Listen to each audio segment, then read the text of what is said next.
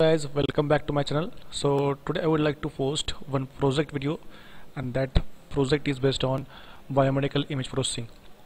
So before execution of the code, just go to my YouTube channel and subscribe my channel. Thank you so much.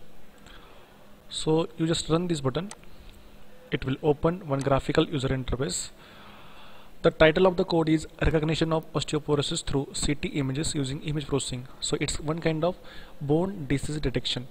So first thing that you have to do is just click on select image button, and you have to select one image from test database. Select any one image from the input database. So I'm going to select this image. Just click on open button. Now the next thing that you have to do is you have to click on parameter calculation button. So just click on the button. So it will find out the Gaussian image as well as segmented image. At the same time, the graph is plotted. That graph name is feature graph.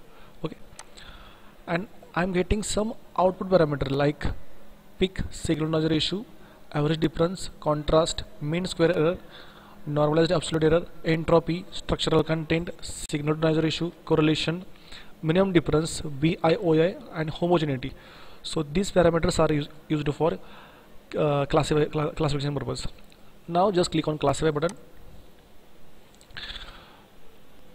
So in classification you will get exact bone disease. So in this case I am getting it is a osteoporosis bone and the case is non-severe. Just click on OK, close this graph. So here I am getting the status as it is a osteoporosis bone, case is non-severe. Just click on clear all, and I'm going to run this code for second image. Now you have to do same process. Just select image from test database. I'm going to select this image 2.jpg. Click on open button. Now just click on parameter calculation button. So here I'm getting feature graph. This is my Gaussian image, this is my segmented image.